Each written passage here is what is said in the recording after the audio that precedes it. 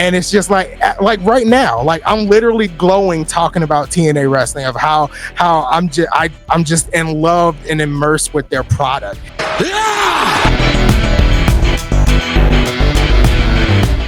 Hey guys, welcome back to the Geekbox and welcome to another episode of Layin The Chatdown. But today we've got another special guest joining us. Obviously you saw in the last episode we had KJ from Wrasslin for Life join us, and we had a fantastic time then. And today we've got another awesome member of the Wrasslin for Life family. Obviously, if you watch my channel, you know these guys. You know I love them as brothers. I've got a great relationship with them, which is why I had to have them on. And it's a great opportunity to have a chat with them. So, that being said, today we are going to have the guy that, let's face it, for a start, has got the best hair out of all Wrasslin for Life, including myself, if you put me in the group, and also comes across with the best information about TNA, which, let's face it, in this day and age, is a special in itself, because people are a little too focused on the big ones and forget the sleeping giant that sits in there. So, without anything else, bringing in the man himself. Hello, Anthony. Welcome to Layin The Chatdown. How you doing, my guy? I am doing good. I am glad to be here today, to be able to sit and talk with you about professional wrestling or whatever else we want to talk about. Big fan of your channel, big fan of your support on the Wrasslin for Life network. So I'm super excited to be here today. Thanks, man. Well, I said it's a privilege to have you here. Obviously, like as well, I think we've only really caught each other passing by as ships, haven't we, or at the end of the stream when I took part before with you guys. Right. And had that good laugh. I mean, again, I probably don't know how many times in this podcast I'm going to mention the concept of time zones being the biggest pain in the ass. Mm-hmm. Obviously, because you guys are over there in the wonderland of America or Canada, so I'm over here in a fantastic soggy Britain. So, but yeah, anyway, welcome. See, we've got a good little chat through, get to know you a bit better. Just said we had a little chat before we started this off. So I'm going to start off with the same question I gave KJ right at the start of our stream. What was your journey as, I'm going to guess, as a kid that got you into being a wrestling fan? So I started watching wrestling around 2002, like on and off. But the wrestler, the guy that really got me into watching professional wrestling is The Undertaker. I think The Undertaker's character and presence is just spectacular. And I thought as a kid, so 2002, I was around 9, 10-ish. And around there, you know, everything is heightened as a kid. You think everything you see is real. Everything you see is like is facts, right? And I felt like, and this is kind of funny, I felt like as a kid that if you did not cheer for The Undertaker, because he was so scary, if you did not cheer for The Undertaker, he would come and haunt you in your dreams. That's kind of how I felt about The Undertaker. So I felt like I was actually scared into actually liking The Undertaker. But as I got older and realized like things are not as it seems, it's not reality. This is scripted, and there's pyrotechnics that make, you know, lightning come down when the Undertaker puts his hands up. And I'm talking about the moment that he was on the horse and Kurt Angle was in the ring and he threw his hands up and the lightning came down and the ring shook and everything. And you realize that, you know, there's pyro and, you know, it's not real, but the Undertaker's character and presence carried for so many years with me in professional wrestling. I think I gravitated to a lot of the darker characters in wrestling, The Undertaker, Bray Wyatt as the Fiend, and things of that sort. And The Undertaker has just did so much for me as a person of how he just presented himself on TV. And he's always been my number one. It has never changed. He's always been my number one, the guy that got me into wrestling. And his career, his 30-year career, you know, in WWE, just epic from start to finish, and one of the greatest to ever do it. And that's kind of my foothold into how I became a wrestling fan, all because of the great Taker. Yeah, you can't ever argue with that. Like, he's one of the greatest ever for a reason. I mean, obviously I got into wrestling in the very early 90s when I was little, and again, The Undertaker was someone that I followed a lot through that. Especially, same reason I love dark, spooky characters. I've always been 9 times out of 10, I will pick a heel over a baby face because I want the guy who's going to scare people and beat the living crap out of them. So, I mean, I said I was a good wrestling fan throughout the 90s, But fun as it's when Kane arrived that I became a full-fledged. Like the second he came out, ripped the cage off, ripped the door off the cage. As a kid, I was same thing. I was sat like, wow.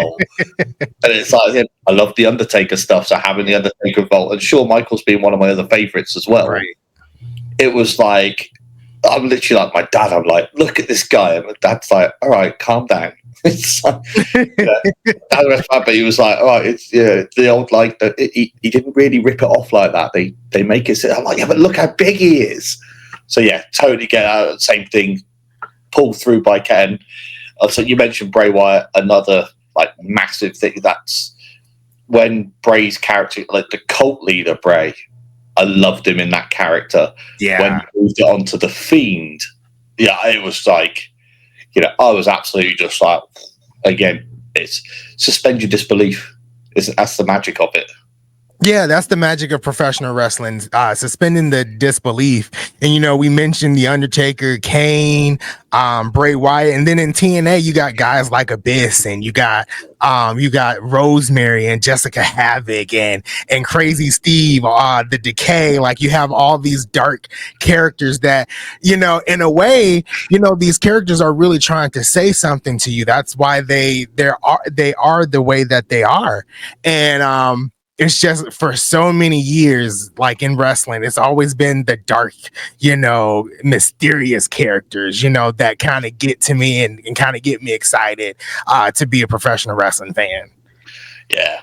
Yeah, I totally get it. I think as well, part of it is the dark characters have the extra mysticism. Mm-hmm. Like when somebody gets like Kenny Omega, personally, I think he's one of the best that's ever stepped into the ring as an entertainer. But at the same time, it's like there's nothing about Kenny that makes you go, "Oh my god, what's going to happen next?" It's like right. You know what's going to happen next. It's just you're watching it with the excitement of you want to see how he does it this time. Whereas he said, like characters like that. I mean, I still remember as a kid, and I actually watch it back. But the first time they showed the Undertaker, like he got locked in the casket, and then all the lights changed, and he rose up on the screen from the casket, like. As a kid, like you're mind blown by it. As an adult, you look back at how fucking stupid was I as a kid. Oh my god, he got out of the box. But like I said, that's the magic when it's. I think now as well. It's like we have a thing again that people get into. It's like, no, you have to take everything in wrestling really seriously because we can see behind the curtain now. And it's like, no, silly stuff works. Just don't have it constantly be silly stuff. So yeah, like I said, Undertaker all over. As you say, right? Exactly. Yeah, and sometimes I think that, and we hinted about it. The secret of wrestling is suspending your disbelief. So when I watch things like WWE, AEW, or TNA, for how many hours they may be on for that episode, 2, 3, whatever the case may be, for those 2 or 3 hours, I'm immersed into what's happening on the actual screen.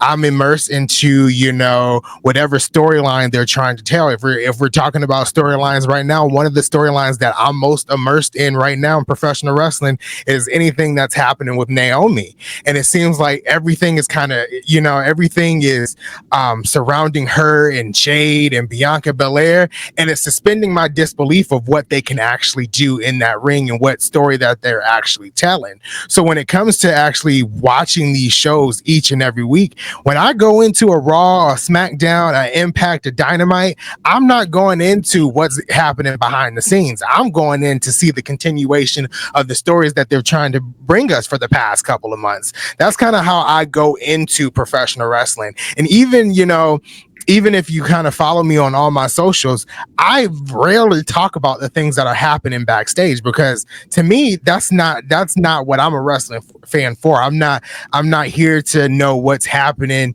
with Tony Khan or with Triple H or anything like that. I'm interested to see what I've been seeing on these weekly shows each week. And that's what keeps me coming back. And that's what keeps me interested in the wrestling product.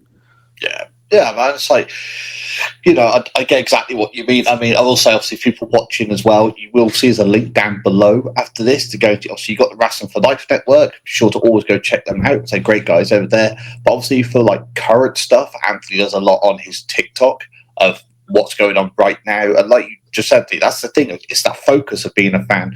Yeah, okay, there was an argument backstage or this, that, and the other. I mean, I love backstage stuff. Right. A lot of things where it's like, oh, these people are fighting backstage, and they said this, and they said, and I just shut up, grow up. You're living most people's dream, and you're moaning about it.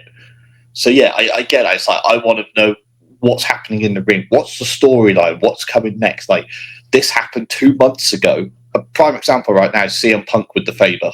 At the time we're recording this, we've just seen him turn around and say, yeah, I'm going to be main event at WrestleMania. But that wasn't the favor. It's that little thing in the story. Yeah. Constantly going. Like you said, it develops it. And I will say, an added note, you just brought up Naomi. I'm more of a switch camp now, so you'll be happy with this. I've never brought into Naomi. Respected the fact she's a great athlete, but her whole glow, bounce, blah, blah, it just doesn't do it for me. Like I said, the whole overture, the colours hasn't for me personally. Last few weeks as heel Naomi, I've literally been. I missed a little bit last night from SmackDown, and it's the first thing I went back to watch what happened because it's that's her switch to heel. I'm like, why was she not made a heel like 2 years ago or something? Right. Because she's just storytelling. Yeah. I think she's fantastic. Now it's like they've hidden this away, and I'm like, why? No, and I get what you're saying. I feel like when she first started with the glow gimmick, I don't know exactly when it was, 2014, things of that sort. I never thought the glow gimmick fit, right? I didn't think it fit the WWE universe. I liked it, me personally. I liked it, but I don't think it actually ever really kind of landed with the WWE universe. And I know she's been heel before, and that was around 2015, 2016-ish, I believe. She was with Sasha Banks and Tamina. They were Team Bad and things of that sort. And she really did kind of, find herself a little bit more there as a heel. And so you fast forward, 9 years later, and you've seen the evolution of Naomi. You've seen her leave WWE. You've seen her go to Impact, now TNA, and you've seen her blossom, right? And I think I personally, when it came to the glow gimmick, I felt like it worked very well in TNA because TNA is more of it's not now because it's much bigger and they've grown so much over the past 2 years. But when she was there in TNA and it was still Impact, it was more of a inclusive environment. And what I mean by that, it was more like intimate when it came to an Impact show at that time. So her glow gimmick kind of fit. It fit right in. It was kind of different for the Impact audience, and it fit very well. When she came back to WWE, you can tell it still wasn't working it with this WWE universe. But her wrestling ability, her athletic ability had always been there. And I think now with the switch over the past couple of weeks, I think people are understanding like this is what Naomi is probably meant to do. This is what Naomi should be doing as a heel. The little things like last night on SmackDown, the whole segment where she was breaking down how she felt about Bianca Belair and how she felt like she was the one to be behind Bianca Belair, and she pushed her aside for Jade Cargill. And it was just like, in that moment, it was like a 2.5 minute segment with Naomi. I felt everything she was, saying come across the screen. Like I felt it. And I think this, for Naomi's sake, is going to be a real good push into 2025 of what she really can do, which I hope that it lands to a world title run. Yeah. Oh god, yeah. I feel like it. So she carries on the way she is. It has to. So yeah, either a world title or even now we've got the mid card titles. Right. At least drop one of those. Put some gold on her to pay off for this because, like I said, I think she's been a prime example. Now I saw some of her stuff in TNA, and for me it was like I think what I liked in TNA was she had the gimmick of the glow, but when she got in the ring, she was very aggressive. Yeah. Whereas I feel like WWE Naomi, I think when she came back, she still carried on like the Vince virtues of women aren't that aggressive. Unless we've made you that way, they're not that. So she come back, did the whole growth, and then she get in the ring, and it would be like the step by step by step. Excuse me. The step by step by step part of, right, I'm going to do this, and then I'm going to get them in the corner so I can drop my double knees onto them. And then they're going to get out, and then they're going to duck under something so that I can turn around and jump up and hit them in the face. And it was that. I think always my own ignorance, which I admit I've watched, I'm thinking, well, this is what she does. 5 moves of doom sort of thing, where now it's sort of like she's come back. I feel it's like we shed the gimmick, rip the tape off, and now go and do what you want and watch it. I'm like, yeah, it's like, this is like the bits we saw in TNA of the aggression where she'd get them on the floor and just, but I mean, her last match she had with Jordan Grace. Yeah. Before she left, I literally watched that match and I was like, oh, crap. I was like, that is not the same person that I saw when I saw her. Like, the match before that I saw was when she first came into TNA, was doing some stuff. And then it was like, and then I was literally like, I mean, you see, we had the reaction to Rumble. When she actually came back, I was literally like, it's a match! And then I felt that, and then again, when she got in the ring and started doing some old WWE stuff, it was like,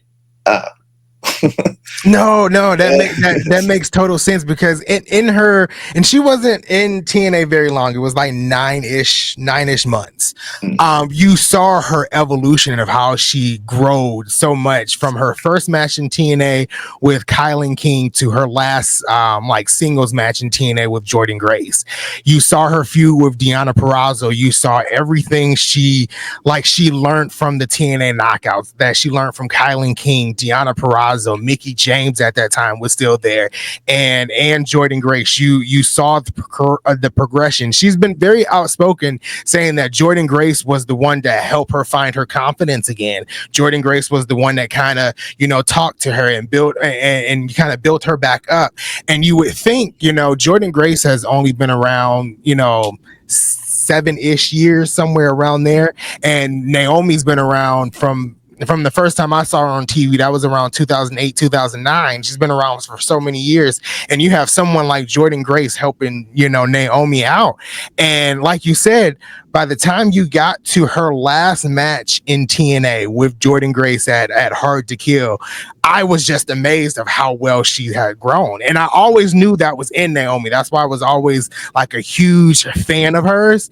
And to see that blossom over 9 months in TNA, when she went back to WWE, I was like, please don't. I was there. You were there in the channel with me and Nick in Heavy Battles, and I was like, please don't go back to WWE. TNA is where you need to be. And then she went back, and like you said, it felt like she was just kind of going with the motions a little bit. And then it wasn't really until she started feuding with Nia Jax around August, after Nia Jax won the women's championship at SummerSlam. I'm getting my pay-per-views mixed up. But at SummerSlam, when she started to feud with Nia Jax right after, you started to see that old TNA Naomi, that old Impact Wrestling Naomi. She started pulling out moves that I hadn't seen in a minute. She started her matches started to flow better. And now we're here with her leading this feud with Jade Cargill. And as much as I like Jade Cargill, and I think she's still a little green in the ring, I want Naomi to win this feud. Naomi needs to win this feud. Jade Cargill has years, ahead of her in WWE. I think Naomi, if this match is set for WrestleMania, Naomi needs to take this victory and then run with it after. Oh yeah, absolutely. I said I want Naomi to have the Jade feud, win the match, and then leave that behind. So Bianca and Jade can have a rivalry of some kind. Yeah. And whether that be, I mean, I've always said my big call I'd like to see is them to have the match. And then, well, I want to see at WrestleMania, if they do it, I want Bianca's match to be first, and I want Bianca to lose. So she's got the anger, and then she attacks Jade, and the thing comes up at the end of everything that Naomi said in the ring when they had their falling out, that Bianca's had time to think about it and gone, you know what, she's absolutely right. that Jade has used me to profile herself.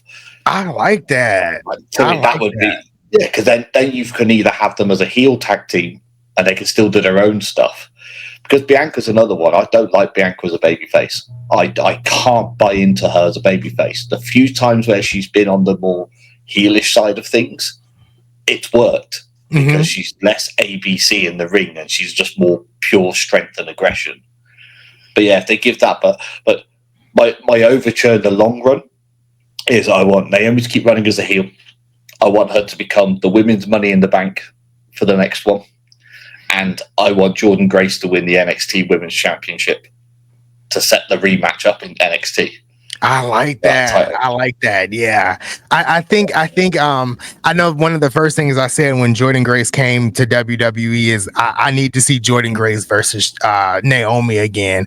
And this time it'd be different because you had Jordynne Grace win the first, go around, but Jordynne Grace ran that knockouts division for another 9 months after.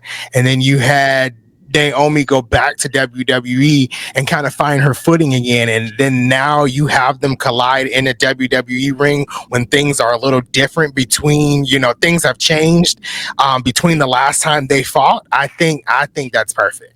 Yeah, and that's the thing as well, like that when they fought each other at the end for TNA before she left. Now, obviously, I came in at the match time, not with the build up to it, so I could be wrong. But to me, it kind of felt like it was a babyface versus babyface scenario. Whereas it's like this is heel Naomi who's coming. She's willing to do whatever she has to do to win this time. Yeah, and you're definitely right. It was babyface versus babyface in TNA. They didn't have much of a build because they were in that transition period of moving from Impact to TNA. So there was about a month-ish and a half where there wasn't any new episodes of Impact, right? So they were kind of like pushing the stories on social media a little bit. And basically what the story was between them was Jordynne Grace wanting to bring the best out of Trinity at that time. She wanted to bring the best out of Naomi. And I think that's what they taught. That's what they gave us in that ring. That was literally, in my opinion, probably Trinity's best match ever. Number one in my book. And she's had some matches over the years that were really good. One with Alexa Bliss at, I believe it was Elimination Chamber 2017 when she won the SmackDown Women's Championship. And then she had some great matches with Deonna Purrazzo in TNA. She's came back to WWE and has banger matches with Nia Jax. So it's like that was like the pivotal moment for Trinity to really step it into high gear in 2024. Oh yeah, like it's that build point. I mean, gosh, my throat today. But yeah, as I said, it's that build point. She's had that back and forth. Yeah, but now she's tapped in properly to like this darker side where she could do more things. And the thing as well, you lose a lot of the restrictions as a heel. As a baby face, you're not going to have Cody Rhodes low blow somebody and then push the referee to one side so he can push him in the corner. Naomi, on the other hand, can accidentally blind the referee and then get a cheap shot in. Exactly. And then that opens like I straight away when she turned heel properly and she had attack in my head. I'm like, right, so I want her to have Jordynne Grace in the ring. I was like, I want to see her against Jada Parker. And I want to, and I want to see against Roxanne Perez. Yeah. They're the three straight away that I was like, I reckon those matches will be absolute bangers for her to take part in.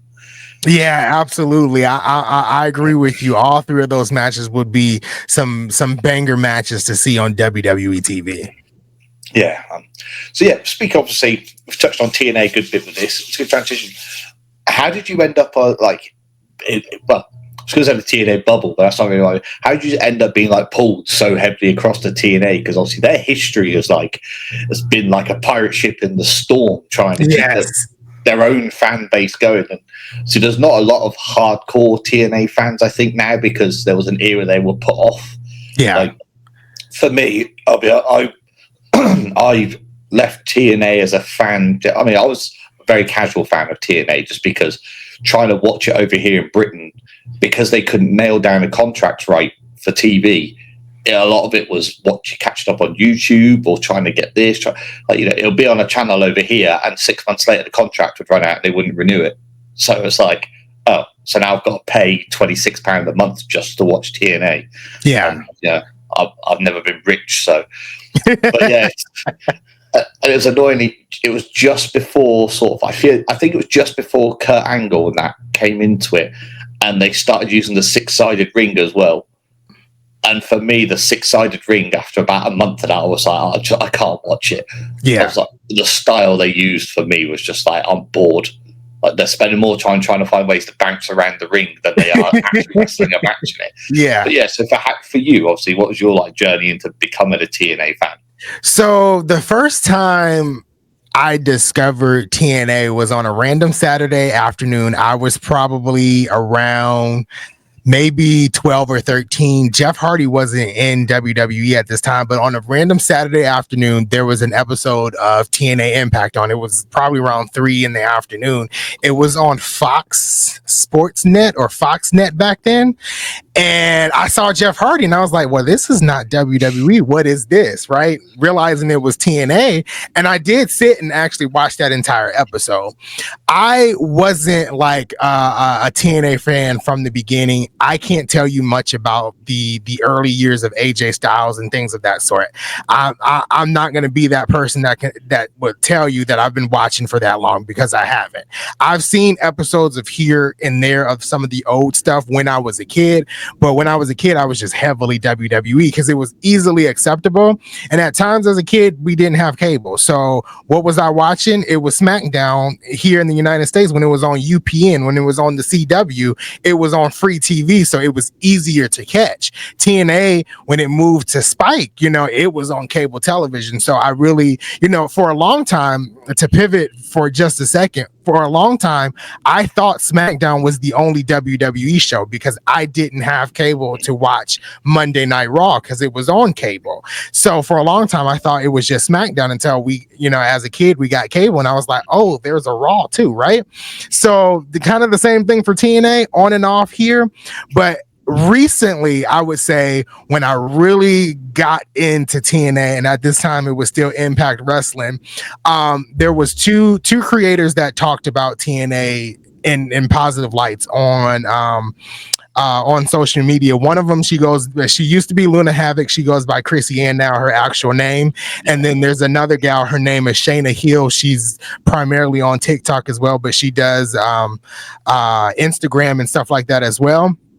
And one of the things that really caught my eye was how positive they talked about TNA and how TNA was so underrated, or Impact at that time was so underrated, and that you just needed to give it a chance. So one story, the story that got me into watching Impact at that time on a weekly basis was Mickie James versus Jordynne Grace. So Mickie James had went on this 9-month run as the Mickie James Last Rodeo. So basically, she had lost the title previously to Tasha Steelz, if I can remember, and she took her ball and went home, right? She came back a couple of weeks later, and said that I am going to do this last run called the Mickie James Last Rodeo, and I'm going to run through everybody in the Knockouts division to get back to the Impact Knockouts World Championship.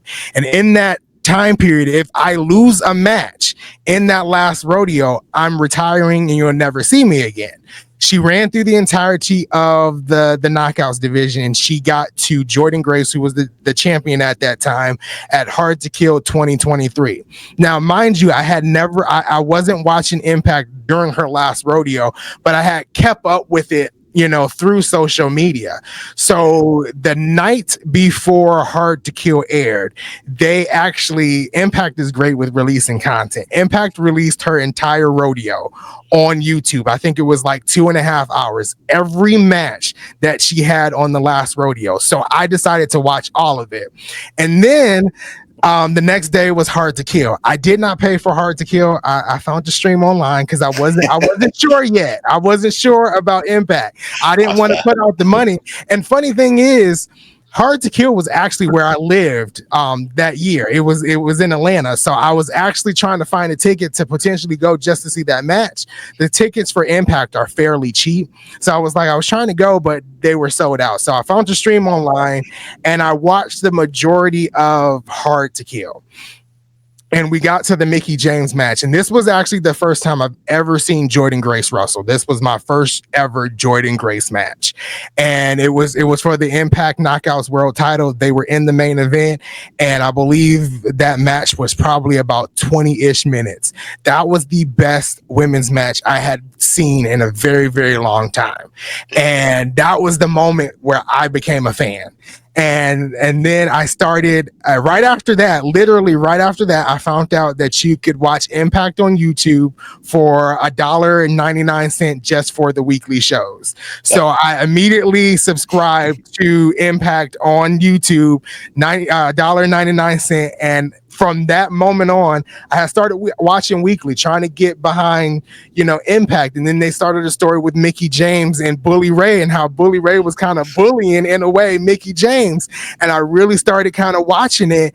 And then all of a sudden, I started watching every week, and then I was hooked. And that's kind of how I joined the Wrestling for Life Network, because what I had noticed was there wasn't a lot of channels, live reacting to Impact, because Impact in a lot of fans' eyes was just non-existent.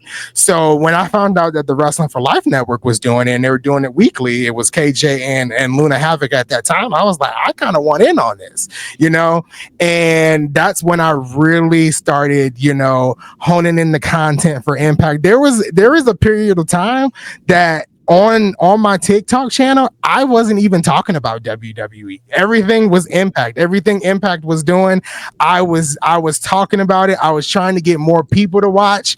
And I think what Impact did for me, in my years of watching wrestling, there's been ups and downs of me watching professional wrestling. There was a period of time I stopped watching because John Cena was always on top. I'm not a John Cena fan. So in this current storyline with John Cena as a heel, he's clearly talking to me, because I was never a fan of John Cena, and I'm still not. But there was a period of time where I stopped watching because John Cena was kind of on top.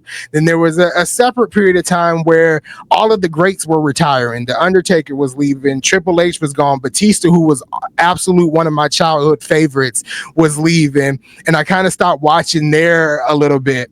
And then Daniel Bryan came in, and Daniel Bryan was like the resurgence in professional wrestling for me, and I fell in love with Daniel Bryan and everything he was doing in WWE. And then Roman came, and I've been a fan of Roman, not just his tribal chief stuff, since he was the Shield, since he was the big dog. I've been rocking with Roman Reigns. So those are my ebbs and flows and ups and downs in watching professional wrestling.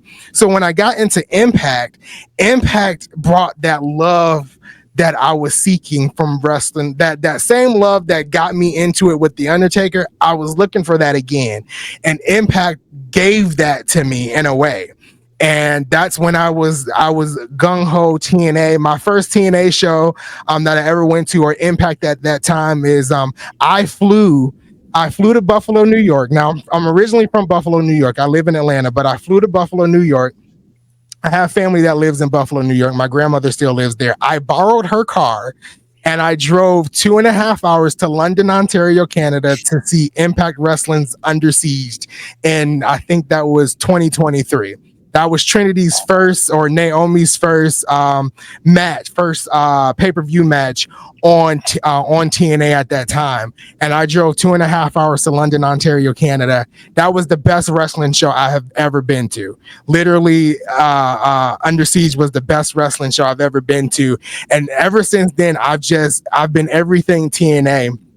I've even switched my content a little bit on TikTok and Instagram to show both WWE and TNA. And there's sometimes I switch between the two, and I can't keep up with both of them, because WWE is doing something really good that I can highlight, and then TNA is doing something good that I can really highlight. And it's like, which one do I choose? So if I give a little backstory here, when it came to Hard to Kill 2024, when we got to like the big, Alex Shelley versus Moose match for the TNA World Championship, we got Jordynne Grace versus Trinity for the Impact Knockouts World title. We got the Decay coming back and challenging for the Knockouts World Tag Team Championships. So there was like 2 months from like Survivor Series, which was in November of 2023, all the way to Hard to Kill, which was like January 14th of 2024.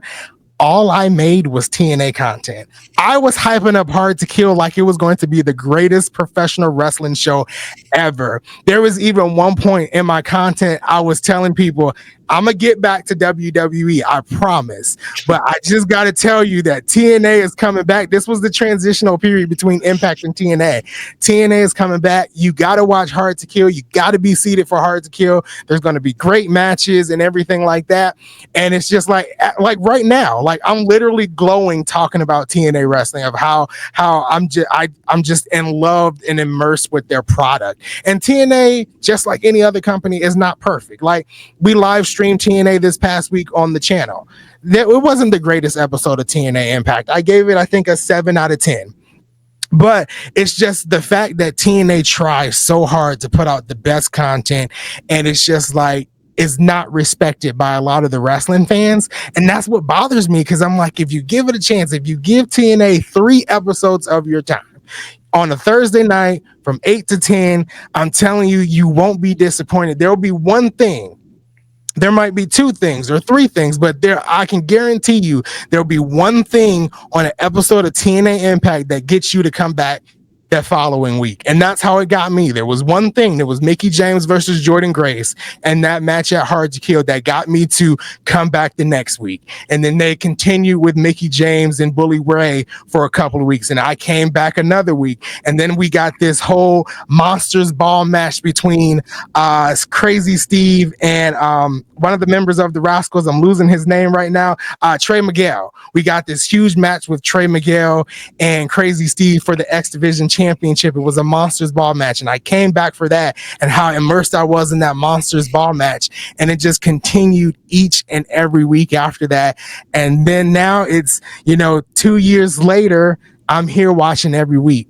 And I got, when Impact switched over to TNA, they brought in the TNA Plus app, and I started watching some of the old stuff from back in the day. I actually watched the entire year of TNA or Impact at that time, the entire year of 2022. So I went from the first episode of Impact, I watched all of the pay-per-view. So it was like 4 episodes of Impact, then you got a pay-per-view, 4 episodes of Impact, then you got a pay-per-view. I watched all of that in a matter of 6 months.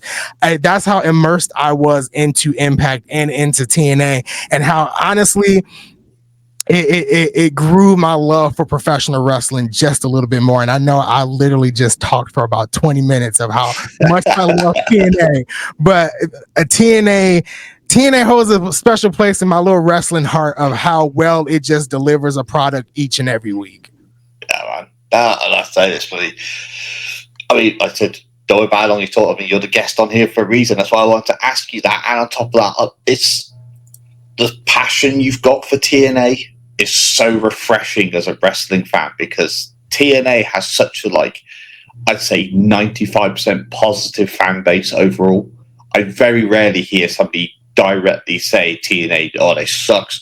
What they're doing, it's normally, I wish so-and-so had won that match. It doesn't make sense to me they lost, but blah, blah, blah, the normal stuff. I mean, I still only catch TNA now and again. Again, it's like, unless I go out and pay for something in particular, it's not that easy for me to access it with what I have over here. I mean, I'll say, for me, what pulled me back to watching TNA stuff, most of my stuff, I go on YouTube and do the catch-up bits there where I can. And what's getting was just the highlights of the show where somebody chopped it up before YouTube strikes it down the next day. Right. And all that. But for me, it was Bully Ray. Yeah. All over. It was, you go on, it's like, Bully Ray put Dixie through a table, and I was like, I've got to watch that. And then I was kind of in and out a little bit with that. Then the Aces and Eights storyline hit, and I was sucked into the Aces and Eights thing. But funny enough, before because Devolve was part of it, that was the week I joined in.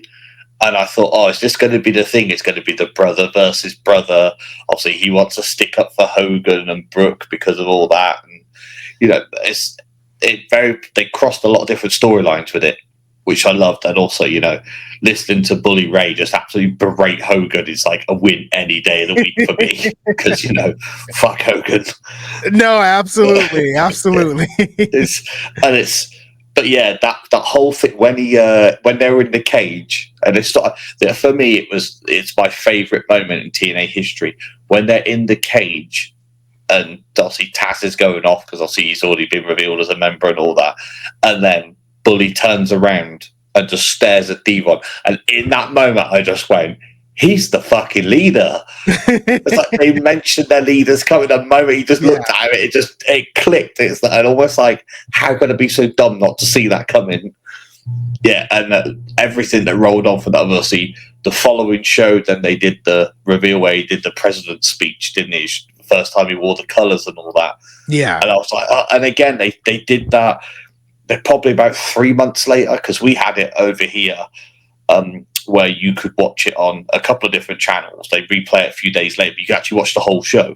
Okay. And then the contract ran out and it became a Sky Sports thing where you have to have a Sky Sports package over here for that. It's sort of like more like the local cable, I think, for you guys over there. Yeah, you have to have Sky Sports, which costs you an extra £38 a month. Ooh. And I was like, I can't justify paying that just to watch one show like each week. And then because they went to Sky Sports, I think part of their contract is they couldn't release stuff on YouTube so often because it was a Sky Sports product. Yeah. So I couldn't watch it on YouTube. So I'm like, a month later, it would be like, oh, somebody's uploaded something. Sure, what happened? So for a long time, it was like I couldn't really be a fan properly because of that. And then I'm trying to remember, I can't remember what pay-per-view it was now. I know they had one come up and it was like, right, it's like £21 for the pay-per-view, but as added, you get to watch the episodes afterwards as well for the next month. Okay, that's nice. Yeah. So I thought I'll think about it because that's when they then transitioned to it's just for this particular show. So you click on it and then it comes up, you got access to this. But it came up that it was AJ Styles, who I loved AJ Styles back when he had short hair, let alone when he started going through. Not the soccer mom here. I like the look he's got now, but yeah, back when he looked like he was about 12 when he used to wrestle. I liked him, and I was like, AJ, that's always a win. I mean, AJ could wrestle a mop and bucket in a dark room, and I'd still try and watch it. Right. It's like AJ versus Samoa Joe, and I literally saw that poster and went, yeah, sold. I just there and there. I didn't even know what the rest of the card was. I was like, I want to watch that match. So yeah, that was the one that was proper. And, it was so worth it. But plus, it's got one of my favorite spots of AJ doing like jumping up to do the moonsault, and Joe just does his walk away thing, and then he just leans on the rope and shouts to one of the fans at the front, "You're paying to watch this crap?" I was like, how can you not love Samoa Joe? But yeah, obviously, I know it's a positive thing, but obviously, I'd like to know your whole feeling and that around when you first started seeing TNA turning up in WWE as well, because you're the one person I imagine must have exploded inside. Oh man! So if I'm pretty sure you've seen the reaction video, but I was at Royal Rumble in Tampa 2024, and when I heard the sirens, I immediately knew it was Jordynne Grace. I was in my section. I was literally the only one. I jumped up and was like, "Oh my God, it's Jordynne Grace!" And I was slightly embarrassed, but then I slightly wasn't, because it was like, I know who she is and no one else around me doesn't, right? Yeah. And it was like, I heard the little kid behind me like, who is that? And then it took the guy next to me. So the guy that was sitting next to me, I don't think he really watched TNA that much, but he knew who Jordynne Grace was. So it took for her name to be shown on the screen for him to react. But as soon as I heard the sirens, I was like, I know who this is. And Naomi was already in the ring. So I'm like, oh my God, we're getting Naomi, we're getting Jordynne Grace in the same ring in WWE. Man, I exploded. That was like, That was the highlight of the night for me. I could have went home after that. I could have went home after Jordan Grace came out. Like, that was the Royal Rumble. I'll see y'all next year. That's kind of how I felt. But then, we fast forward to the summer of 2024, and you and I both know that, like, professional wrestling now cannot hold a secret. Everything is always out there. Everything is, we got this news that this person is showing up here, and this person is showing up there. We got to summer of 2024, and we got to the Roxanne Perez, I've beaten everybody in NXT. This is the greatest women's division out there, and Jordan Grace music hit, and I was like, oh my. Like, I was like, this is Jordan Grace, right? And so a couple of days prior to that, I had just said I was going to step away and kind of take a break from at least my own content, because I was kind of getting stressed out a little bit, trying to figure out what to do, trying to figure out what to create. And as soon as Jordan Grace showed up on NXT, I was like, well, I got my content. I got my content for the next, at least 3 weeks. And, she came in NXT. She confronted Roxanne Perez. And I think the next week she had her first match where she fought Brindley Reese and and then she had the match with Roxanne at the premium live event. Forget the name of it, of what it was at that time. But then we got Joe Hendry showing up, and then we got the Rascals showing up. I mean, it was just moment after moment after moment, and I just loved, like, the little partnership that they had. At that time, it was new, it was brand new, and nobody knew what was happening. No one knew who was going to show up on TNA. No one knew who was going to show up on NXT, because nothing was really ever announced. We just started seeing people show up on different shows that's signed to different companies. And we got the Rascal showing up. We got, we had the big heel turn with Wesley turning on the Rascals and all of that stuff. And it was like, this is great. And then we got, like, a sweet little tag team between Rosemary and Wendy Chu that led to, the breakup of that tag team at Bound for Glory, right? Where they had their singles match and Rosemary won. And we actually technically haven't seen Wendy Chu since then, but it was just great. And when it started to fade out, I was kind of getting irritated, because I was like, I'm really liking this. I'm really like where they're kind of going with this partnership with WWE. And then lo and behold, we get that fateful, tweet. We get that fateful email right before Genesis this year. TNA and WWE has entered into a multi-year partnership. And man, I'll tell you, Nick, when I found out, I was at work. I work from home 3 days a week, and then I have to go to the office the other 2 days a week. So this was one of my in-office days. And I was literally shaking when I found out that TNA and WWE had entered this partnership. I couldn't wait to get home and make a video about how excited I was about this partnership between WWE and TNA. And over the past two and a half months, it has proven very well. We got Moose versus Obafemi. We got the Hardys versus, Fraxium. We got the Rascals versus Fraxium. I mean, it's just been great all around to be. I feel bad for fans who just are, like, because of this partnership, and I'm not talking about anything else. I just feel like I feel bad for the fans that just strictly watch WWE, because if you watch TNA, you'll see the others crossover. Like, we got JC Jane last week on this on Impact, and we got Lash Legends and Jakara Jackson. And I have a spoiler for the upcoming tapings, but I'm not going to mention on here, about a bigger NXT star that has showed up on TNA. So I'm just excited for what this partnership brings. Well, we say with that, obviously this will be So this will be going out about the 11th, if it helps. I know what you see with this. So anything that's coming before then, it's not a spoiler once this actually goes live. That is true. But yeah, but I know I'm the same. Like, obviously, I'm a fraction of the TNA enthusiast that you are. Like I said, I dip in and out and try to think. But yeah, I mean, I can remember back, obviously, when Mickie James turned up at the Rumble a few years ago. That was like, for me, I think it was the fact that she came in. I was like, that's so cool. Yeah. It was the second they said, I mean, I know they announced her as the TNA Women's Champion because Vince kind of gets Because some of out of his Vince, ass yeah. about knockouts. But when they said she was the TNA champion and she had the belt, I was proper like, oh my god! It's a full acknowledgement of TNA's existence, let alone the fact that she's their champion.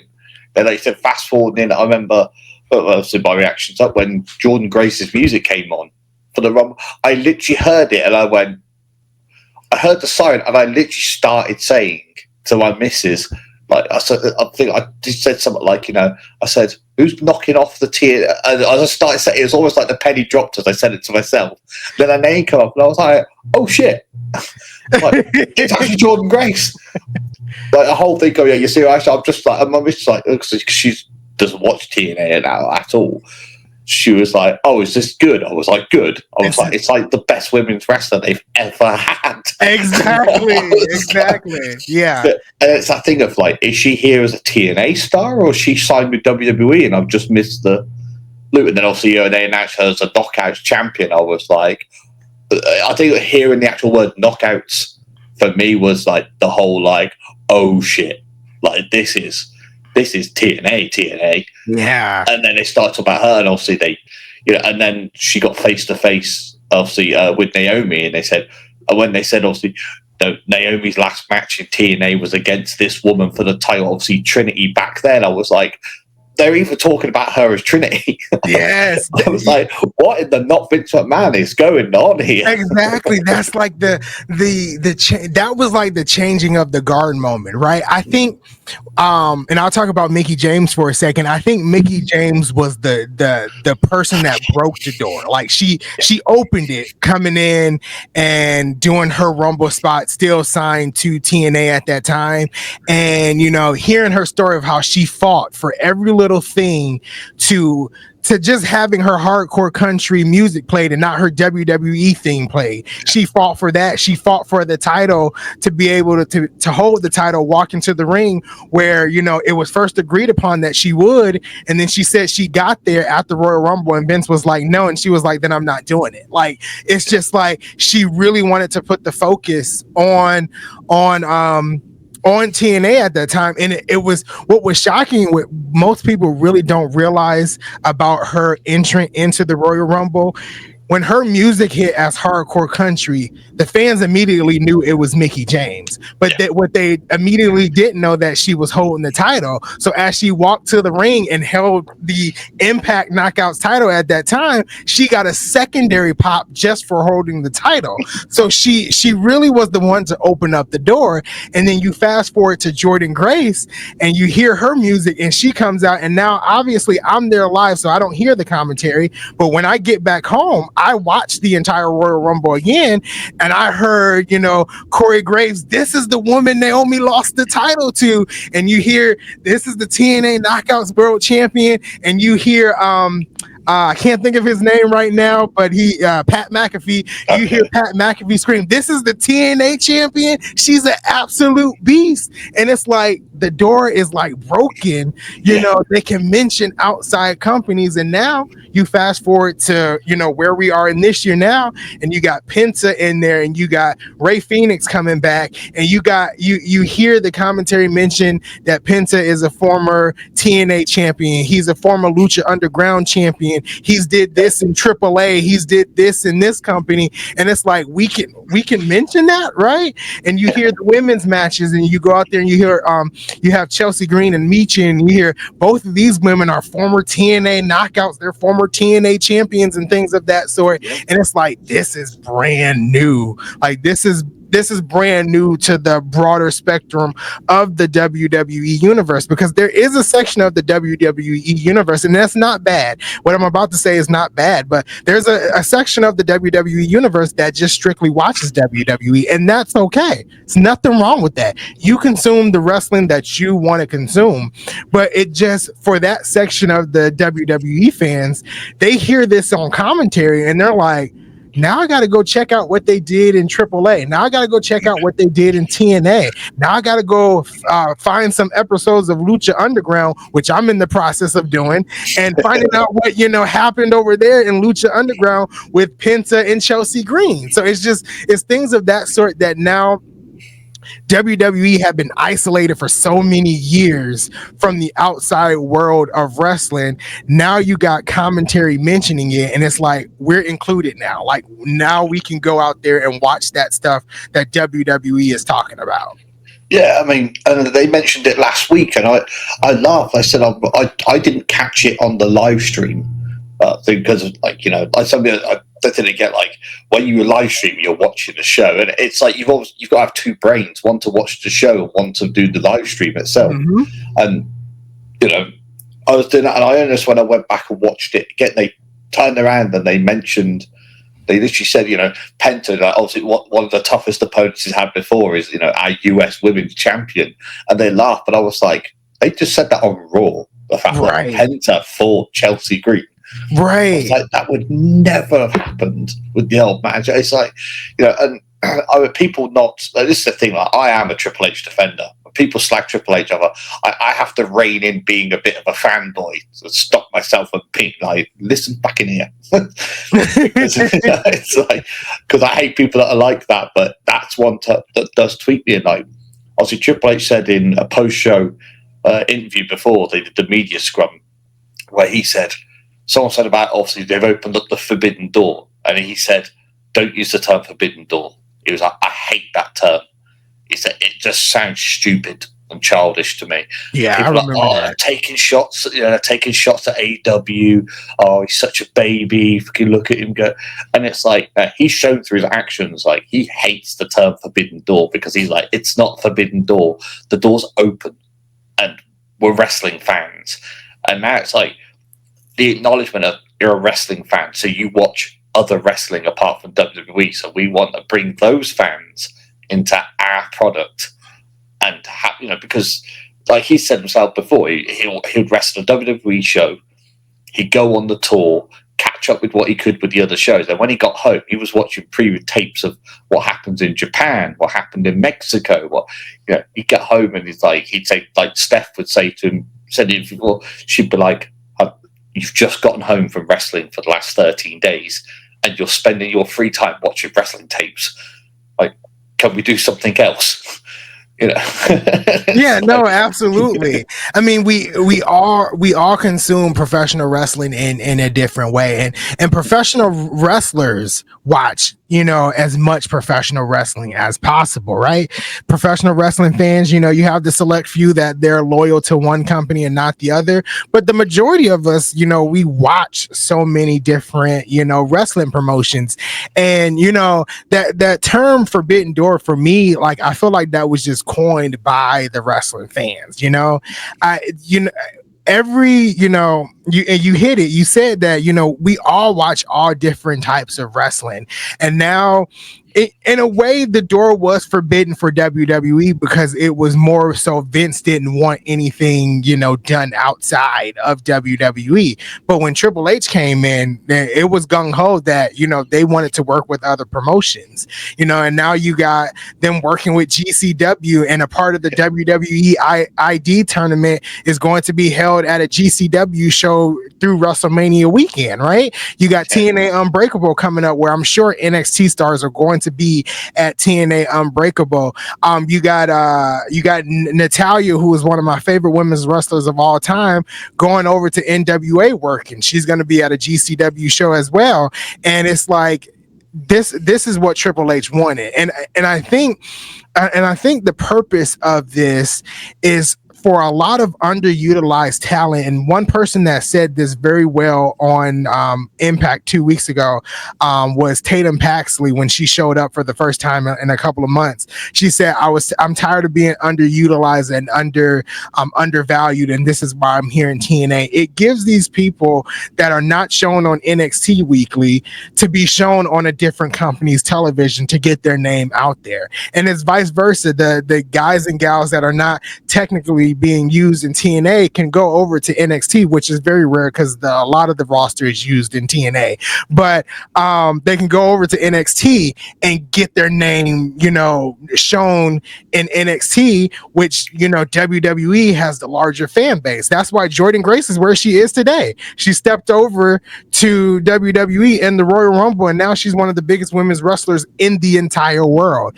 You had Moose, who was not relatively known, and he stepped over into NXT, and now people are talking about Moose. So this partnership, this deal that WWE has worked out with these promotions to showcase their talent over there, I think is great. Yes, it will have its ups and downs, I feel like, but as professional wrestling fans at this point, we got to take everything in and just enjoy the moment. And I think that's the part of the IWC that bothers me a lot, because it feels like we, and I don't want to say we because I'm not like that. I know you are not like that, but the wrestling fandom community has a hard time just sometimes watching the show, and they have to book the show the way they want to book it. They have to critique the show the way they would think it should be done.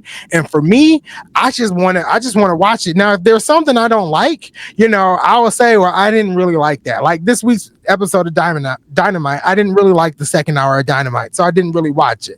But like, I'm not going to go on social media and just kind of bash the company and say things, and that's just not me. I'm just gonna not watch it that week and come back and hope that it's better the following week. That's just kind of my thinking when it comes to professional wrestling. That's my thought process of how I approach my content, is just to be as positive as possible, even when things are not working out. Like, right now in WWE, I'm not a fan of what's really going on in WWE much. Like I'm not really into the Roman and CM Punk and Seth thing. I'm not really into the John Cena heel turn and the and what he's doing with Cody Rhodes. I'm not into Gunther and Jey Uso, even though I want Jey Uso to win. I'm not into their feud. The only thing really that's keeping me watching each and every week is, like I said earlier, what Naomi is doing. I like what Bianca is doing with Rhea Ripley and Io Sky. I do somewhat like the feud with Charlotte and Tiffany Stratton. I think that's pretty good. And the multi-man matches that they're potentially setting up for the two mid-card titles heading into WrestleMania, I think that's pretty good. And it seems like we're getting Zelina Vega and Chelsea Green for the US title at WrestleMania as well. So it's like, those are the things that are kind of keeping me in right now. The main stories I'm not actually excited about, but that doesn't make me less of a wrestling fan to anybody. That doesn't make me less of a WWE fan. It's just like, right now, these stories are not connecting with me, but I'm still going to watch each and every week. I'm still going to support WWE each and every week. And that's kind of how I approach every episode of Raw, SmackDown, Impact, Dynamite, whatever the case may be. That's kind of how I approach it. I take it weekly, and whatever they do in that episode, I try to make the best of it and keep on moving. Yeah, I totally feel it. I feel like I'm in a position where it's like, I'm really looking forward to the matches at WrestleMania, but the build up for them just isn't interesting me at all properly. It's like this whole, like with the Jay storyline, like I want Jay to beat Gunther. I know there's people that will cry for the fact you would say it. I think Gunther was a great IC champion. Got a little stale for me towards the end. It went on too long, but I liked what he did. As a world champion, Gunther has bored me for the most part. It's sort of like, outside of going to the ring and slagging people off, what has Gunther done? His matches are great, but I think the only thing I've really enjoyed so far with him was him and Damian Priest. They really worked well. Like the whole, it being the classism between he thinks he's himself elite, Damian takes his, and that's the feel. Like, I wasn't a big Damian Priest fan before, but that feud actually made me buy the stock as who Priest was. I enjoyed his title run, but that proper made me go, I want to see more of what he's doing. Whereas, but now we got the Jay side of it, where it's like, oh, Jay doubts himself and he's doing it, and I'm literally sat like, part of it, like Jimmy's trying to talk him up on like the last show, sort of, and I sort of sit there and I feel like, mate, you're going into the main event of WrestleMania to wrestle for the title. Boot frickety who? It's like, oh, I don't feel like I can win. It's like, who cares? Right. It's like you're either going to win or you don't. But a part of me feels like as well, it's actually damaging the story because it's like, oh, I've lost every match against Gunther so far. Okay, then for me, it's like you need to be out there more in the storyline. You're not dealing with the same guy that you fought a few months ago. It feels like it's the other way around. It should be he's won the Rumble. He's like, I've proved to myself I am as good as I believed I was, and I ain't worried. I'm not doubting myself anymore. I'm coming for your ass. Yeah. Yeah. So this having it the other way around has really watered that whole feud down for me. And so, like you said, I think the approach the women are having for their feuds is way better than the approach that the guys are having for their feuds. Yeah. It's very more direct. Like, I think like Charlotte and Tiffany, like they're gonna have a great match. The only thing I said that one-on-one thing they had the promo, I thought that was a bad idea because Tiffany's still figuring her promo out. Yeah. Charlotte knows her stuff Exactly. already. She made her look a bit silly in that promo reality. It was it's like, and it seems like you said, booking wise, they brought Charlotte back, she won the Rumble straight away. People are like, oh, she wins everything, and I'm like, are you moaning about it? Yes. Were you moaning about it last week? Yeah. Were you moaning about it the week before that? Yeah. Then you completely missed the point of why they did it. It's like, you're talking about her.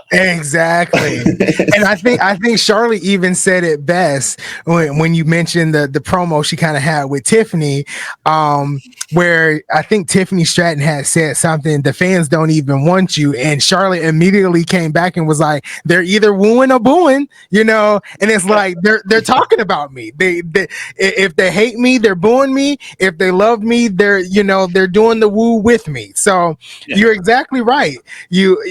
They got you where they want you, and that's by talking about it. Yeah, it's like the whole. See, I'm the same as you. When John Cena was in his main run back, 2006, 2012 era, so that I used to turn it off when Cena was wrestling because I was like, I can guess what's going to happen. Right. It's like, he's gonna drop them. It's like he's gonna drop them to the floor. They're gonna come off the rope. He's gonna give them a shoulder bump.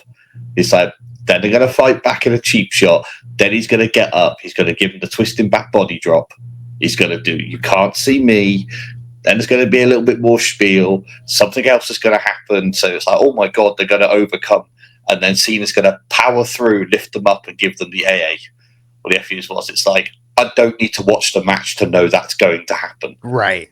But the one thing that Cena had is like, they were like, oh, half the arena's booing him.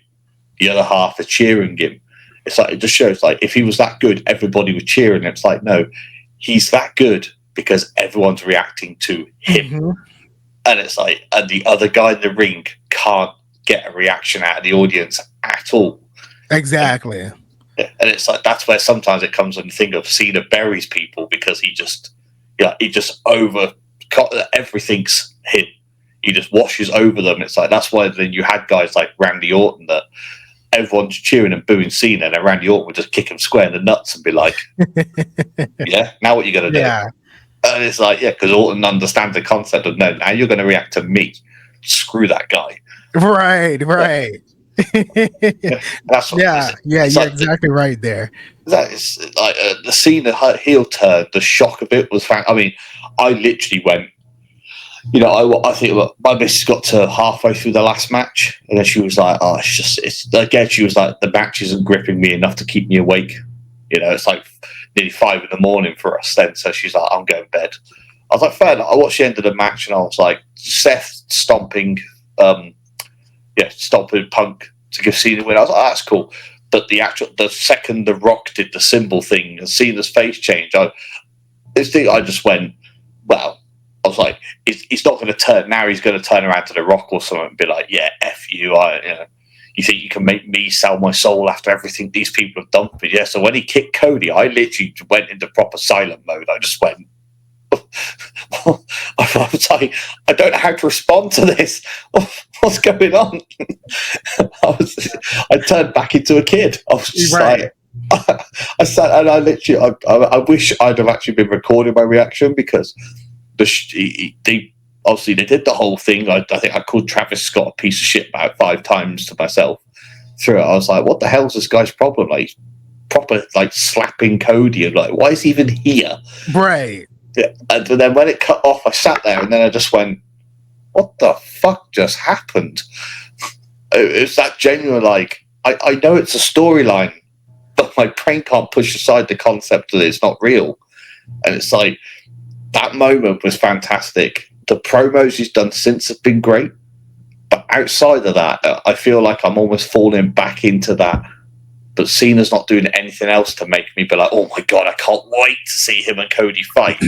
Yeah, that's actually where I am. You know, speaking of like the heel turn, like when he hugged Cody and I saw his face change, I was like, oh my God, this is it. He's finally turning heel, and he did. And I was excited. I was like, okay, this might get me, you know, not to like John Cena, but to pay attention a little bit more. And the first promo he did after that, which was like 2 weeks ago, I thought was great. I actually really enjoyed it. I made a video and I hyped it up. I was like, this is good. But then the next week he came out and said the same thing he did the week prior. And I was like, okay, now we gotta figure something else out here. You know, and then, you know, in this upcoming episode, I know this will be aired, you know, put out around the 11th, but in this next week's episode of Monday Night Raw, they're having the same Cody Cena face to face, and it's like, we've seen this twice. We got to figure out something else. So I'm hopeful that this coming Monday, it's a little different, and it's actually, you know, maybe a brawl between the two. They finally lock horns a little bit, and we don't get the same Cena comes out for 20 minutes and tells us how he hates us now, and then Cody comes out and says a few words, and that's it. Nothing right now is grabbing me to be like, oh my God, I'm excited for John Cena versus Cody Rhodes at WrestleMania. Yeah, I mean, like the first you'll see it obviously when I was on that first promo. I watched it with KJ on the live stream, right? And you'll see the first thing I said to KJ, I said, please just drop the mic on the floor and walk out because they're booing. I just wanted to be like, screw you guys, you don't deserve my time. Then he dropped it, then he come back and picked it up, and then he looked around and he put it on the floor again and walked off. And I was like, great. And then he came back into the ring, and I was like, the promo itself was great, but part of me was like, that whole thing is like either talk or don't. So for the second promo, I was really hoping he was going to be like, bring it up to his mouth, and they all start going, and then he just goes, you know what, you're not even worth it. I just chuck the microphone and walk off. Yeah, so to feel like that, to me, it's like that is a more genuine reaction of, you people will stab me in the back. I told you that, and you're still booing me.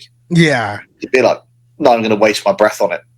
You know, rather than I'm going to stand here and try and justify again to everybody how I felt, how this is. Because after that, it's like, I was like, I said, it felt to me almost like the sort of thing, like when you hear somebody whine about their ex, and after a couple of times, you're just like, I'm trying to find a polite way to say, I don't care. Like, yeah.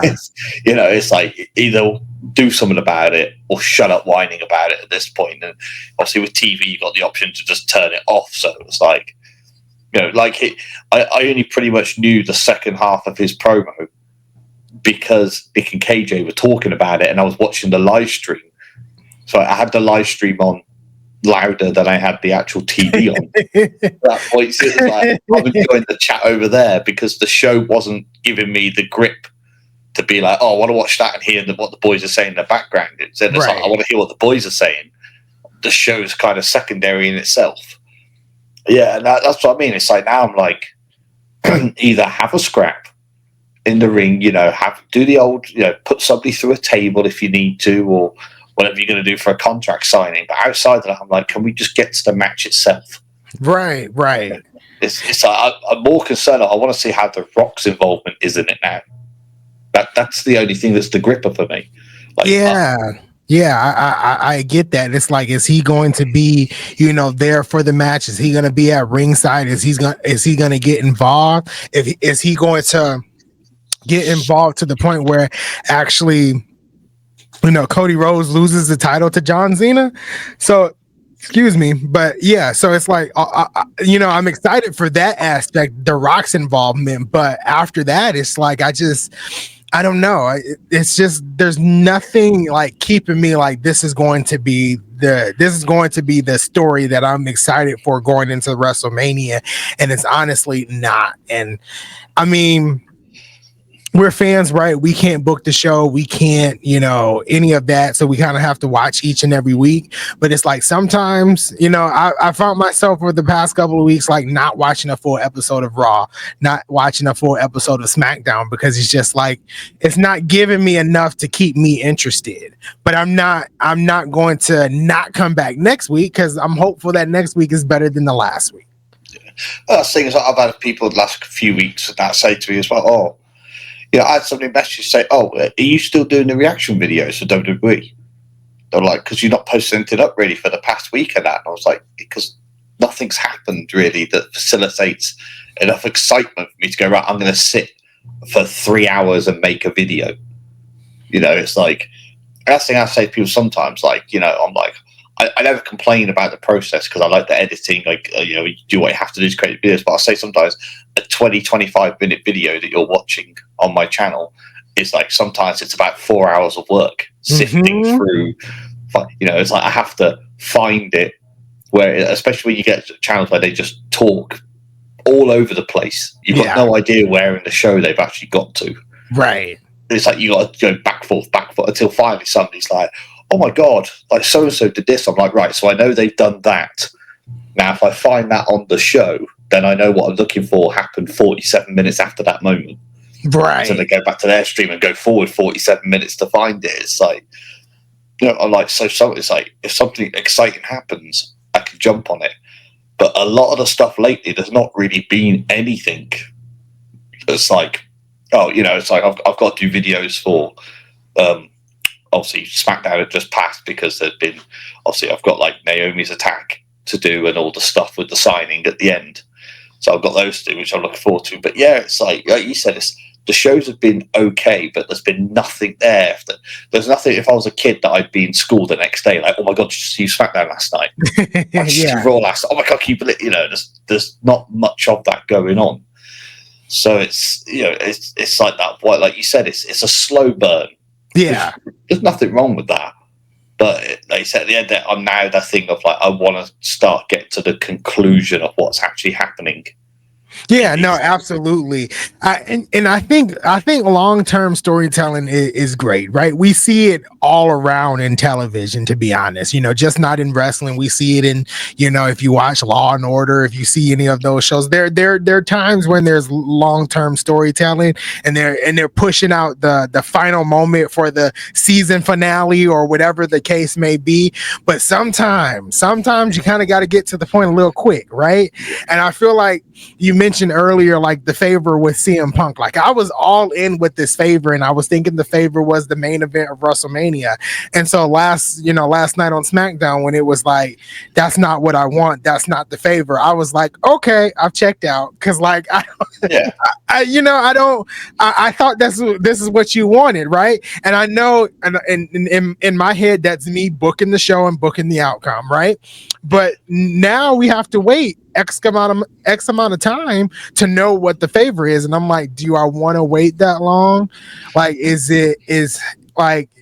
it really important at this point? I felt the same way with Naomi and Jade, like Jade and Bianca and the whole attack. Like we had the attack before Survivor Series, and I think we were waiting for it to kind of come out over the next couple of weeks after that, and it didn't. And then, they started hinting about it again, and I was like, I'm kind of checked out of this right now. And then Elimination Chamber happened, and Jade attacked Naomi, and yes, I was surprised, but at that point, I was just like, I'm still checked out of this, right? Because it was so long. Now the outcome after was a little different.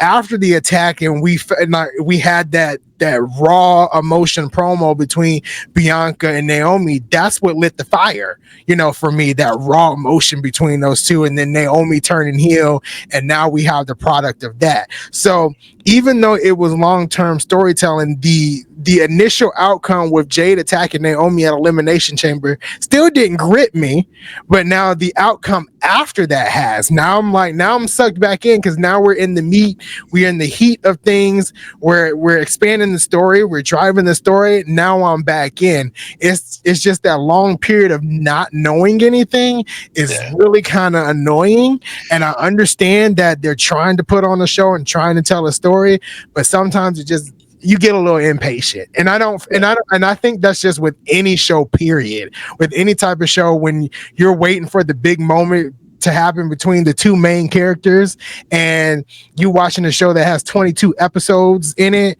and you have to wait from episode 1 to episode at least 15 to get to the exciting part, you kind of check out at one point, you know?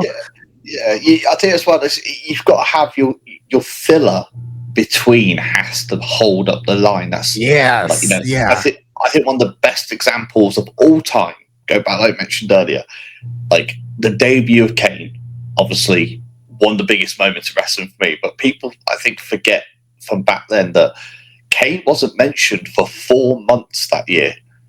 They literally did your brother's alive, it was like Kane's alive, they did the big reveal that the Undertaker, for done all this, that, and the other, and the fire had happened, and Kane was his brother who got burnt, and he thought he was dead, and it was like, that's so awesome. And then it was like Paul Bearer was gone because the Undertaker threatened to kill him, and it was like Paul Bearer just disappeared. And it was like, okay. Then it was like he was mentioned kind of in the background with like Mankind stuff and that as well. Obviously, he mentioned him like, oh, my uncle, Uncle Paulie, where's Uncle Paul, and all that. But Undertaker went on to Shawn Michaels. And that storyline was so good that you completely forgot about the Kane storyline because it was Taker dealing with Shawn, dealing with DX. So obviously that whole thing, when the lights went out and the pyro went off and Kane was halfway down the ramp, it was that sort of thing. Like people said, it was with the commentary watching at home, you're hearing Vince literally doing that. My God, that's got to be Kane. That was like, for me as a fan, it was like, oh my God, look at this guy. Like, he's huge, the red and everything. It was like, but it was that you instantly then you're like, oh my God, like completely forgot this whole story. That's his brother that you thought was dead. Is he going to come for revenge? Is he coming to join him? It's like you said, it pulls it all back in, but because the storyline was so good. I feel like what we've got now, in a way, is the storylines between aren't captivating enough that you're still like the favor. You're still going, well, what's the favor? And I'll be finding out this week. What's it? Whereas I think if they tell it, like I said, for me, fantasy booking wise, would be if they tell a really good story. Like the favor was used quite well in the last thing, where it was like, there you go, look, you got your favor, the tribal chiefs that makes these things happen. Then it's like that wasn't the favor. It was like, okay, Punk's played him a little bit on that one. But it's sort of like if they keep going on about it, you get to the point, like, in the end, this better be the best thing that's ever happened in wrestling. And like I said, for my fantasy booking for it is I want the favour to have nothing to do with Roman whatsoever. I actually want it to be a John Cena promo, regardless of what's happened after WrestleMania. Yeah. Having blah, blah, blah, and then hear Paul Heyman with the, ladies and gentlemen, I realise, why has Paul Heyman come to talk to Cena, and then be like, I want the favour to be he wants the match with Cena before he's gone, so he can finish that story off with him. Yeah, because that to me, like, push up Roman and Seth can have their feud after that and run that through the tracks and that, but have the thing of like, because let's face it, when I think of Cena's finishing up, I think of he's got to face Randy Orton, he's got to face CM Punk. They're the two biggest names practically that he had to deal with back in his other thing, and obviously my cap off of scene is, like I said, I want him to lose at WrestleMania. I want him to lose, can't get the job done enough so that The Rock ends up giving him a slap for being a failure and letting him down after everything they've done together.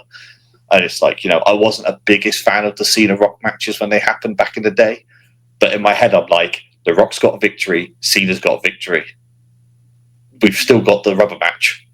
Like, I didn't think about that. Yeah. And I think you sell whatever pay-per-view it's at the end, if it's like SummerSlam, Survivor Series, wherever, you sell that The Rock and the Cena is Cena's last match. So it's like, you know, the final boss versus John Cena. And also you could have the redemption storyline of Cena realizing that he made the wrong choice by turning heel. Yeah. And then you could play it off the thing. Either Cena's going out the door with XYZ, or if Cena wins, The Rock's not allowed to come back in the ring. You know, he's got to drop the final boss because, my head overthinks these things at times. As you could tell, I'm like the meme with the guy with the graph and all the strings and everything. It's like I've always been like that. So I try not to be the guy that gets like upset when it doesn't go the way I want it, because Right. I've picked about 6 outcomes, so I'm going to get 5 of them wrong, or maybe even all 6. But it just feels like if it wasn't Cody Rhodes that The Rock was going to be dealing with, then why is he particularly the final boss? What's the point of that name if he's not the last person you face? None of that has crossed my mind. I actually like that. Yeah. Like I said, and that's the thing, it's that, for me, it's like the whole hostile loyalty respect thing of like, are you going to be true to yourself and face the final boss? And then that could be the thing of like, Cody can beat him or whatever and be like, I beat you. It's like, yeah, but like the same story like they told the Roman way, Cody beat you at WrestleMania. You wasn't able to overcome him because you were an asshole in the way you were behaving. Are you going to be the asshole going and facing him, or are you going to be the John Cena everyone supported and loved for 20 years? Yeah. And that's the storyline of get the people back behind you. Be the John Cena that you always were, and that's the only way you're going to overcome the final boss of this entire thing. That's my fancy booking method. I like that fancy booking. I like that. That's actually something that can legit actually happen. I know I've been on the thing of saying that I do feel like John Cena is going to, close to the end of the year, kind of find himself again, find what he stood for and things of that sort, and kind of turn back into his old character and then walk out the door, who he, really is. In that aspect of you saying that, I like that. I like that idea, and I think that'll work out and really go well with the fans. Yeah, and I think as well, if they had a thing for like The Rock, either like I said, slaps him or gives him a beat down properly. I think let's face it, we know how wrestling. In fact, we're all fickle. You can switch us back to the other side in half a second if it's the right baby face. I reckon. For me, I'm picturing the scene of his beat down Cena. Cena's trying to get up, he's whipping him with the belt or whatever, and then you've got the fans chanting the "Let's go Cena, let's go Cena," and it's he gets up, and then it's that thing. Then you can have Cody saying, "Look what happened. He stabbed you in the back, and everybody here got behind you." It's like they rallied you to fight back. Like, are you going to turn your back on them again? Yeah. That's the story thing going in, and it's like, Rock, I'm going to put you down for all these people that you've been screwing over since you came back. Make him the ultimate babyface versus the ultimate heel. And then, run it back like the same way they did between The Rock and Hulk Hogan. I like that. No, I really like that. I kind of hope they kind of run, if they do that, they run something similar to that, because that actually makes sense. That makes a lot of sense here. I know I've been one of the ones to say that I think John Cena wins the title like on his last night, but with your idea of it being like The Rock versus Cena for the final match, I actually like that a little bit better. Yeah. Like I said, I think the only other cut between they could do is if Cena loses to Cody, and as much I know, it would absolutely wind people up somewhat rotten. In between somewhere, they set the match up for The Rock and Cody to finally have their match, and The Rock cheats to win the title off him, so they can make it a title match. Yeah. So they found a way to safely take Cody away from the title without making him look like too much of a bitch. And as much as I absolutely hated the thing, I would love, like, again, all part of my fancy booking, the last thing of it being like, right, he's got the title that you want to win before you go, your 17th one, and have, like I said, Cody feels like a natural fit for it with everything going on, but have Cody with the bag and before the match and be like, The Rock wants to carry his fake title as well, the People's Championship, then you should take this to the ring and have him bring out the spinner belt. But like, you built yourself on this title. So, for me, it's like, have the last images you've got of Cena holding the title up, and he's holding the spinner belt. And like he said, obviously, as a heel promo thing, he can take that belt and take it home, because that's the John Cena title. Yeah. That's for me the caveat of capping it all up, of have the imagery of him like he was when he first won, when he first was running properly as the champion. Have him, he's the ultimate babyface. He's left, he can hug all the kids and make everyone cheer for him and sell the armbands and the t-shirts and everything, and have him holding the title actually with it, because it's like, they've got to do something with it. Yeah, they got to do something with it. I like that a lot. And like I said, just a bit ago, I kind of hope they run something similar to that. That would be cool. Not even thinking, that they don't technically have to, but it's needed for them to have a third Rock and Cena match. So yeah, that all makes sense, honestly. See, inside my brain is not the friendliest place for people if they ever got in there. It's like a minefield and a push bike. Yeah, I would say, obviously, we come to our half mark with this. I'm great fun. The last thing I will touch on then with you, I think, speaking with WrestleMania and stuff, and also the season's coming, what are we hoping to see, do you think, between WrestleMania coming and TNA being involved with the season? So speaking of TNA, we got TNA Unbreakable, I believe the Thursday before WrestleMania. We got Stand and Deliver that Saturday. So I do expect heavy NXT involvement at Unbreakable, and I expect heavy TNA involvement at Stand and Deliver. One thing that I am kind of hoping happens between TNA and NXT is, in that weekend, we get either somebody from TNA winning a WWE title or NXT title, or vice versa. And I have this big feeling that Lash Legend and Jakar Jackson will beat Ash and Heather by Elegance to win the TNA Knockouts World Tag Team Championships. I think that's one big thing that I'm kind of hoping to see during WrestleMania weekend. I guess that'd be for the TNA and WWE partnership. WrestleMania as a whole, I think the biggest thing I'm excited for is the Naomi. I've talked about that a lot on the stream. The Naomi and Jade potential match. At this point of the recording, it hasn't been announced yet, but I think we all assume that's happening at WrestleMania. I would like to see Naomi have a secondary WrestleMania moment and actually defeat Jade convincingly and move away from that feud, and then potentially feud with somebody else. My thinking is Bianca Belair, and I know you said Bianca versus Jade. One of my things was, and I tweeted about it, that I kind of, in a perfect world for me, I would want Bianca Belair to win the women's world title.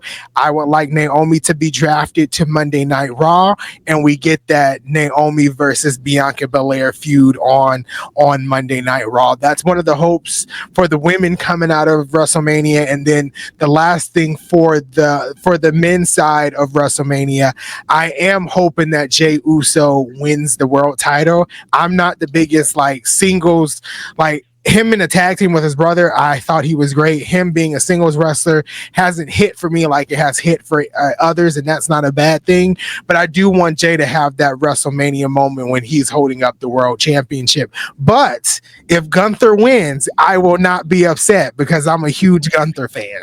So I think that's what I'm looking forward to throughout that whole WrestleMania weekend.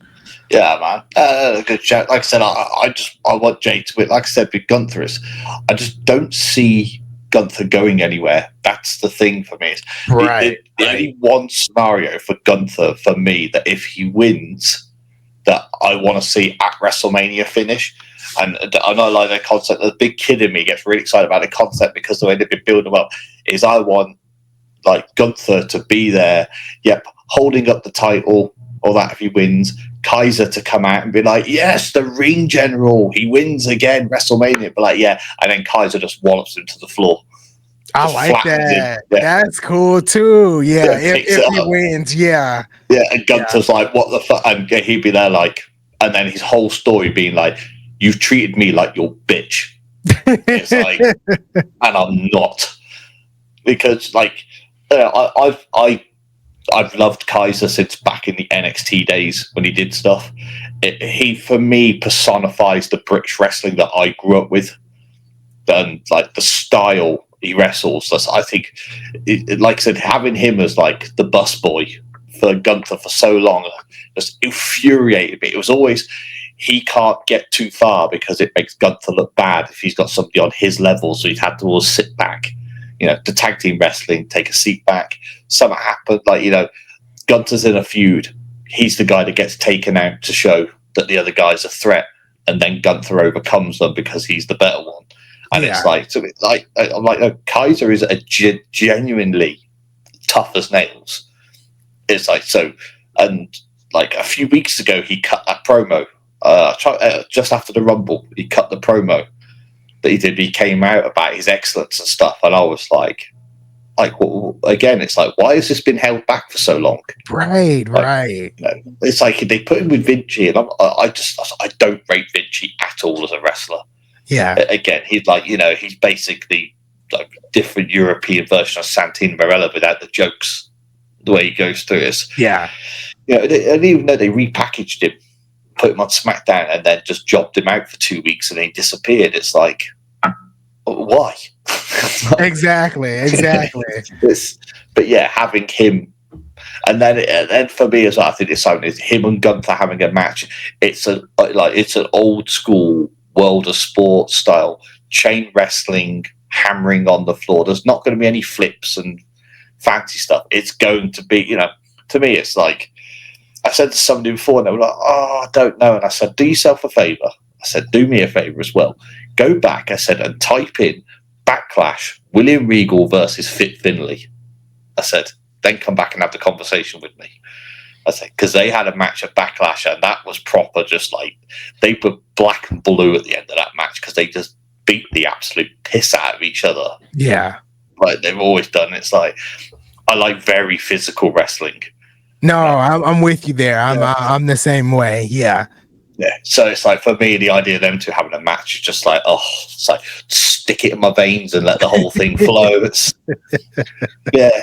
So yeah, I was to say, my last captain as well. I asked KJ's question, I asked everyone this question, and like most people, it tore him about 20 different places. But it's also fun of asking wrestling wise, what's your favorite match of all time? Ooh, that's a loaded question because you can just name like 5 matches this year that were really good. I'll just say this. I don't know if it's my favorite match of all time, but I can say this is the match I go back and watch frequently, and that's The Undertaker versus Triple H at WrestleMania 27. Yes. I prefer their 27 match over their 28 Hell in a Cell match.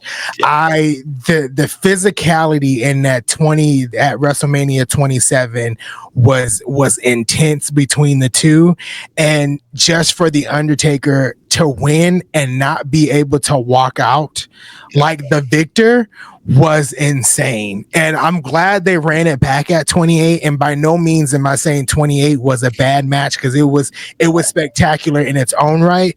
But 27 for me, that match was, I'll say this: when it comes to 27, I had the real thought that that Undertaker was going to lose and Triple H was going to be the one to break the streak. At 28, I didn't have that same feeling, and that's the difference between 27 and 28 for me. Oh yeah, I think 27 was all about the physicality of the match. 28 was all about the storyline of Triple H, Shawn Michaels, and the Undertaker. Yeah, so. And again, the moment they come in, that it was like, I think, like I said, 28, it was like, if Triple H beats him now, it puts him above Shawn Michaels. Yeah. There's no way he's ever going to agree to do that. It's like, I think the one thing in that whole match we got was the spot where it was switching music into the pedigree. And that one moment of like, oh my God, And then when he gets out, it's like, okay, whoa. It's like, because like I said, I'm a huge Triple H fan. I'm a proper mark. I mean, if I look at the corner room now, I've got his bodybuilding book that he released in the 2000s. Oh, wow. And stuff, it's like, obviously another big thing for me. It's like, I can't really see it now. I've got a Doom helmet behind me, but that's balancing on top of a Motorhead cask. So, but yeah, I've always been a huge Triple H fan. But it's like, like growing up, my four when I was a kid were Kane, The Undertaker, Shawn Michaels, and Triple H. They were my, the fact that we never got a DX versus Brothers of Destruction match when they were all fresh. Right. Absolutely hate, and I refuse to even acknowledge that Saudi Arabia match actually happened. It never happened. As far as I'm concerned, that was a lucid dream that I had at some point. Right. But yeah, it's I mean, like I said, for me, I've also that. Like I said, I can pick 20 matches and say they're my favorite matches. If like for me, if I had to be nailed down to one, as people know, to the last podcast, it's Triple H versus Cactus Jack at the Royal Rumble. The street fight, because that's my go-to match. Yeah, like I've watched that match so many times. It's like I could probably reenact parts of it in my sleep. Oh, wow. That's crazy. Yeah. I just went with the match that like I watch frequently. If there's a match during WrestleMania season that I go back and watch, the first one is that one. And the secondary match, which I'll choose a women's match for it, I always go back and watch Trish Stratus versus Mickie James at I think WrestleMania 22. That's one of my favorites there with the women. But yeah, Triple H and Undertaker WrestleMania 27, all-time banger for me. Yeah, like you said, I'm just like it did. It's like you have those certain matches that it's like you just didn't. You're not even watching wrestling or something, and it'd be like I'll almost be like sometimes I'm doing something like I watched it again the other week. I was editing a video. I got all my clips, so I knew at that point all I was putting was the names and the transfers and all the editing bit in there. So on my other screen, I had that match playing. Like I had their match playing whilst I was. Because I don't need to hear what's going on now. I've got the clips sorted. Exactly. I've watched it so many times, but this match just doesn't get bored. Like another one for me is Brock Lesnar and Eddie Guerrero when Eddie won the title. Yes, that's a good one. I've watched that a million times, and it's bits. I enjoy the match so much, but then every time at the end of it, I feel a bit like depressed because Eddie's not with us now. Right? Yeah. Well, like you said, that's why I always like to ask that question. I know it's so loaded. It's a loaded question. It's a loaded question for real. That it makes you go, but like obviously, like your very things. One of my favorite matches I've ever seen that I've watched a lot of times was Kurt Angle and AJ Styles in TNA. And ironically enough, that was in a 6-sided ring. Which you hate. It's like, but it was such a good match. It's like it overcame that. I mean, it's like I said, it's just like I said, it's probably I get randomly when I'm doing. I mean, I'm terrible for. I'm like, such and such moment, or it comes to head. I'll watch that as Twitter. Like at work, I'll type it into YouTube and play the first 5 seconds of it, so it's in my YouTube history. Yeah. So later on when I'm at home, I'll remember to put that on then. And then half the time I still forget to go back. But like I said, it's just that whole block, Shawn Michaels versus Taker and then Triple H versus Taker. Like, they show there's a reason those guys are on top for so long. Yeah. For so long. Yeah. I agree. But anyway, I said I said the same thing to KJ again. I think with you as well. I think we're gonna have to do a part 2 at some point with this. We do.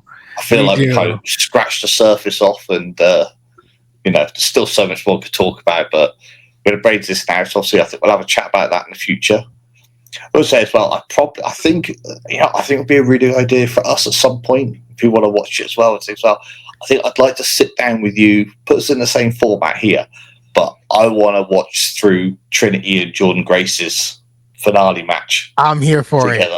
it. You've already called me. I'm here for it. I think just go back because, like I said, I mean, you'll probably remember it a lot better. I can remember it was an awesome match, but I can't remember the match in detail too much. Yeah. So for me, it'd be quite cool to watch it in a fresh aspect again. Yeah. No, Yeah, absolutely. I'm here for that one. I can definitely do that one. yeah. I think we'll do a load back with that. We'll do, like I said, at some point. I think as well. I'd like to do. Yeah, probably like right. If you pick 3 TNA matches that stand out to you, and then we'll watch through them. You can give me an education as we go. Okay. I like Yeah. that. I like that. I like Yeah, that a definitely. lot. But right, so with that, obviously, thank you for coming on again. Obviously, it's been fantastic. I've said we've blown through nearly 2 hours in what We felt like did. about 45 minutes. I think 25 minutes that might have been you talk about TNA in one go. But I love the passion, man. I've been so looking forward to, obviously, getting on chatting with you is one of the things that encouraged me to actually start this podcast. Yeah. To be Oh honest, wow. yeah. It was, Wow. like I said, I definitely want to have a proper chat with KJ, which is like I reached out to you, KJ, Nick, all in the same day. Yeah. So I knew I needed to have you guys on first. Like I said, I had an amazing chat with KJ. Great time.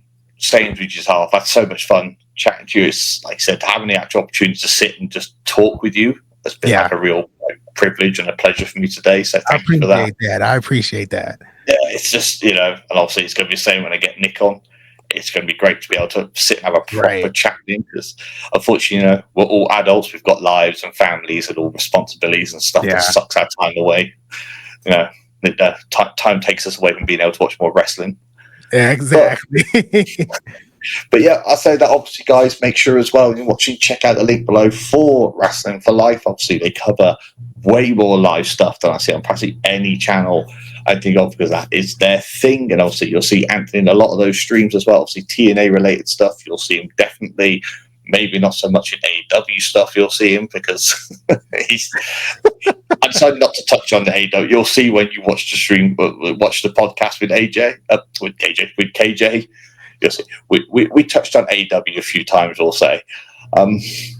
I think as well, to be fair, we'll probably go through that in part 2.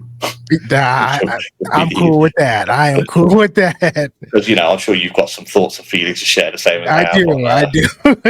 Mr. Khan's Playground. But yes, obviously, guys, check that out. Obviously, the link down below will be for the channel, and the link below will be obviously for Anthony's own TikTok account where he covers a lot of modern day things. Said you'll find a lot of TNA on there, and you'll find a lot of WWE stuff. Whereas in between, obviously, it's an education in itself. I probably have found a good few things from the social media stuff that Anthony's put out that actually updates me on what's going on in TNA to then go back and watch. So thank you for that. Obviously, it's almost like a library index for me at times. But check out both those links below to support those. Obviously, thank you Anthony for being on the channel and for the support that he gives here on the Geek Box. Obviously, it's creators like himself that allow me to make this channel what it is so you guys get to enjoy it as well. And also, I'm grateful to all of you for watching. Obviously, I'd say if there's anything else, I don't know if you want to say anything else before we go, Anthony, what you've got up and coming on your stuff, or fly by fly?